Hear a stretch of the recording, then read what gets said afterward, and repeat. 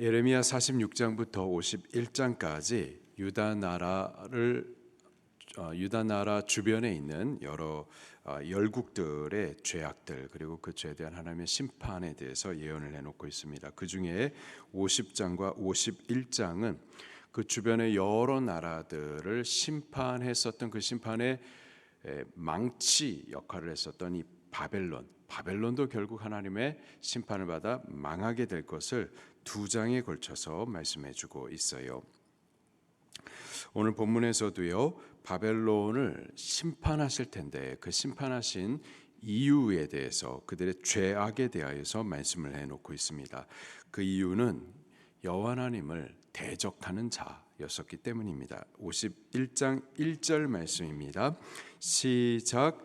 여호와께서 이와 같이 말씀하시되, 보라, 내가 멸망시키는 자의 심령을 부추겨 바벨론을 치고 또 나를 대적하는 자 중에 있는 자를 치되.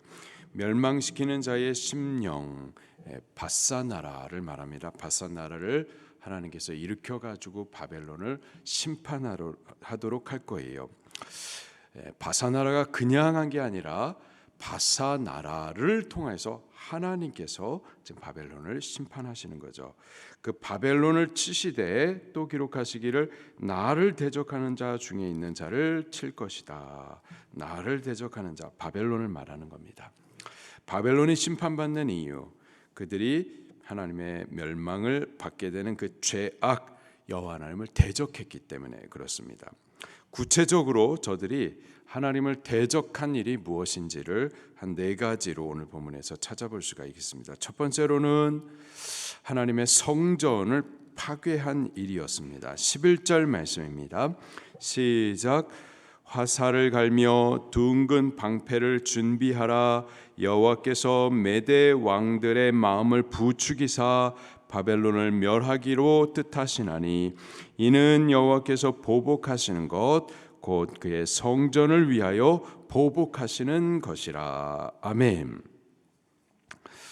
바벨론 심판의 한 원인이 바로 이 성전을 파괴한 일이었습니다. 유다 나라가 이 바벨론에 의해서 멸망을 당할 때에 유다 나라 성읍들을 파괴하고, 그리고 마지막 성읍이었었던 예루살렘도 파괴합니다. 그리고 예루살렘 안에 있었던 예루살렘 성전, 하나님을 예배하고 하나님을 섬기기 위해서 세워진 그 하나님의 성전을 갖다가 불로 태워버리고, 그 아래에 있는 모든 성전 기구들, 그것들을 짓밟고 또는 훔쳐 갔었습니다. 여호와의 성전, 그 성전을 그들이 짓밟을 때에 이스라엘 백성들이 보았을 거예요.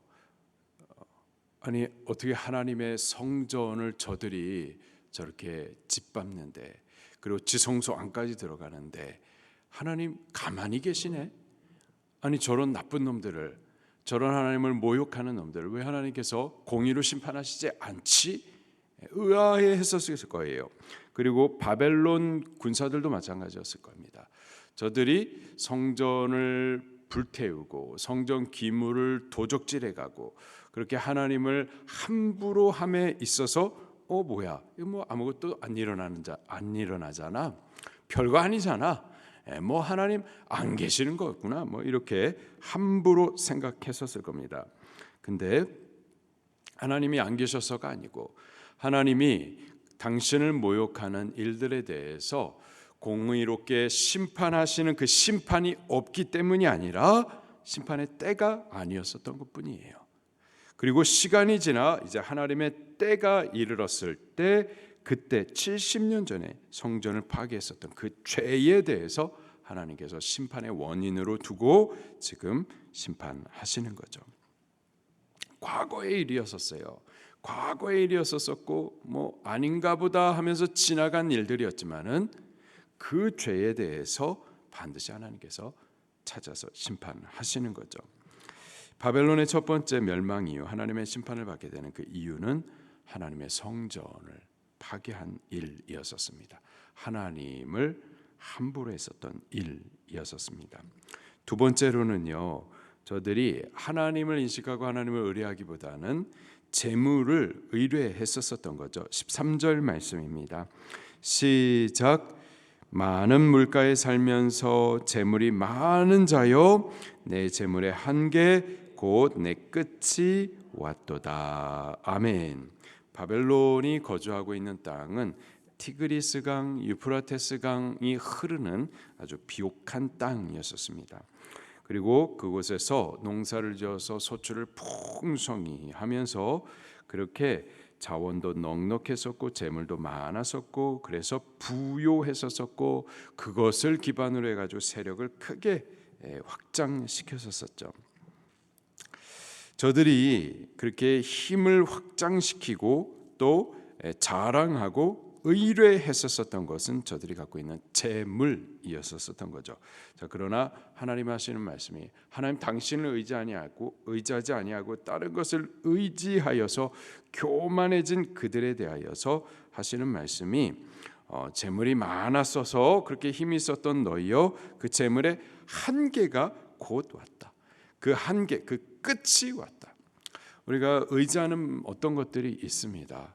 근데요, 그게 우리를 끝까지 보호해주고 힘이 되어주고 우리를 지켜주고 절대 그렇지 않고요.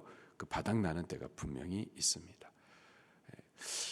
무한하신 우리의 공급자, 책임자, 채워주시는 여호와 하나님 외에 우리가 다른 것을 의지할 때에 그 다른 것은 반드시 떨어지는 때, 고갈하는 때 그 끝이 반드시 있게 되는 거예요. 바벨론은 재물을 의지하다가 결국 그 끝에 하나님의 심판을 받게 된 거죠.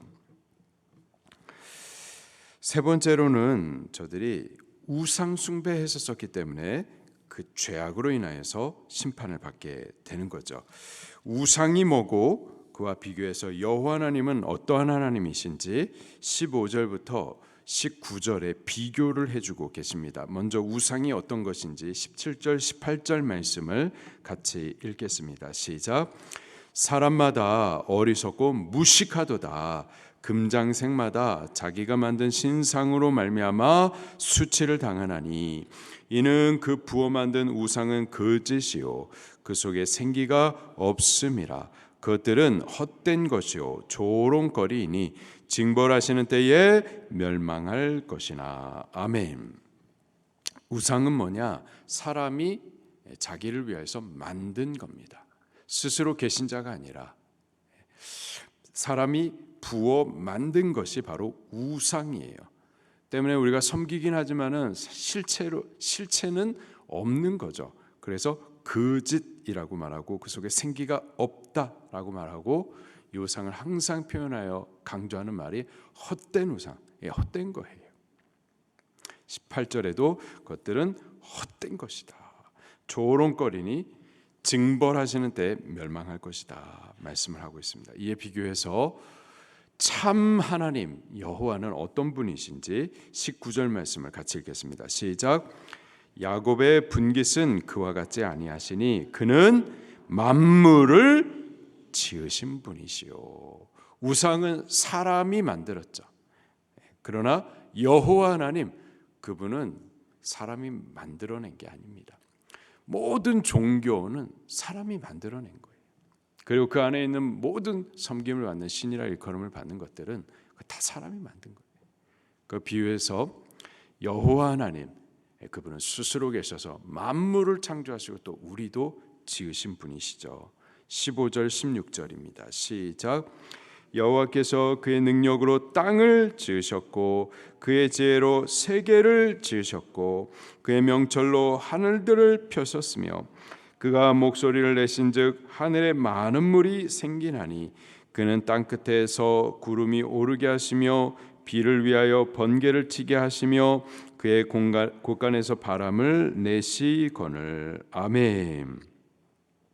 15절에 하시는 말씀이 여호와 하나님 그는 능력 있는 분이라 땅도 지으셨고 또 명철로 하늘도 펴셨고 지혜로 세계를 세우셨다. 창조하신 분이세요. 뿐만 아니라 16절에 그 하나님이 창조해놓고 이 땅이 알아서 돌아가게 하는 거 그렇지 않아요. 16절에 보니까 그가 목소리를 내신즉 하늘에 많은 물이 생기고 또 구름이 오르고 비가 생기고 번개가 치고 바람이 불고, 이게 그냥 자연이 알아서 돌아가는 것 같지만은 사실은 하나님께서 일일이 지금도 통치하시고 주관하시고 간섭하시고 이 세계를 지금 움직여 가고 계시는 거예요. 살아계시는 분이세요. 역사하시는 분이십니다. 하나님께서 창조하시고 지금도 세세하게 물도 만드시고 공기 가운데 물도 만드시고 또 이걸 갖다가 무겁게 해서 비를 만드시고 바람을 불게 하시고 세세하게 지금 이 세계를 갖다가 그렇게 주관하시는 하나님께서 이 모든 것은 우리를 위해서 하시는데, 우리의 삶에 대해서도 하나님께서 우리를 지어셔놓고 그래 네가 알아서 잘 살아봐라 하면서 그냥 우리에게 모든 것을 다 맡겨두는 것이 아니고요. 사실은 우리의 삶을 아주 세세하게 하나하나 하나님께서 간섭하시고 주관하시고 섭리해 가시고 우리를 향한 하나님의 완전하고 거룩하고 복된 뜻을 이루어 가고 계심을 믿으시기를 바랍니다. 그러면은 왜 우리가 병이 나고 왜 사업은 어렵고 우리 자녀들은 왜 이렇게 말을 안 듣고, 그거 다 우리를 향한 하나님의 선하신 뜻이 있는 거예요. 좀 잘하면은 좋겠는데, 그래서 그냥 크게 아프지 않게 했으면 좋겠는데 그렇게 안 하면은 우리가 듣지를 않기 때문에 우리에게 가장 완전한 방법으로 하나님께서 대하시는 겁니다. 하나님이 우리의 아픔을 즐거워하시는 분이 아니고요. 우리가 그렇게 안 하면 모르기 때문에, 그렇기 때문에 하나님께서 그렇게 섭리를 해 가시는 거죠. 여호와 하나님, 그분은 그렇게 창조하시는 분, 그리고 또한 통치하시는 분이십니다. 근데 그 하나님 아니라 사람이 자기 걸 만들어 놓고선 그것을 섬기는 그 우상, 그것은 멸망의 원인이 되는 겁니다. 마지막으로 하나님께서 바벨론을 심판의 망치로 열방들 가운데 세우셨는데요. 그래서 그들이 열방을 심판했었는데 그 과정 가운데 저들이 하나님 앞에 아주 교만했었습니다. 그 죄로 인해서 그들도 심판을 받아 망하게 되는 거죠. 20절부터 24절에 보면은 20절에 여호와께서 이르시되 너는 나의 철퇴 곧 무기라. 하나님께서 여러 민족을 심판할 그러한 무기, 철퇴로 바벨론을 삼으셨어요.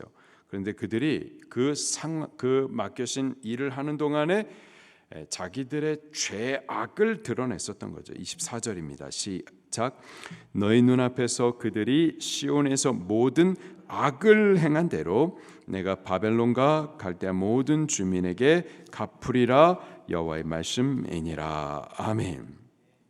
맡기신 일 그 이상을 넘어서 악하게 했었기 때문에 여호와 하나님 앞에 심판을 받게 되는 거죠. 여호와 하나님, 그분은요 심판하시는 분이십니다. 그 죄에 대해서 반드시 공의를 나타내시는 분이세요. 우리도 지금도 그 하나님 살아계십니다. 때문에 우리도 그 하나님을 인식하면서 그 하나님 앞에 죄짓기를 무서워하셔야만 하는 거예요. 죄짓지 않으려고 죄와 싸우셔야만 하는 겁니다. 여호와 하나님을 인식하면서 사셔야만 하는 거예요. 뭐야, 내가 범죄해도 뭐 하나님 당장에 심판 안 하시네. 당장에 심판 안 하시기도 합니다. 당장에 심판하시기도 하시지만 하나님께서는 먼저 우리에게 기회를 주시며 회개하기를 원하시는 거죠. 그러나 심판 안 하시는 분이 아닙니다. 회개하기를 원하셔서 기다려 주시지만 회개를 끝까지 아니한다. 하나님께서 그 죄에 대해서 잊으시는 것이 아니라 하나님의 때가 되면 반드시 심판하시는 거예요. 우리 하나님 인식하셔야만 합니다. 그리고 그 하나님 앞에 우리도 절대 대적하는 자가 되지 않도록 우리는 하나님을 순종하는 자가 되도록 오늘 하루를 또 살아갈 수 있기를 예수님 이름으로 축원합니다. 말씀 붙들고 통성으로 기도하시겠습니다.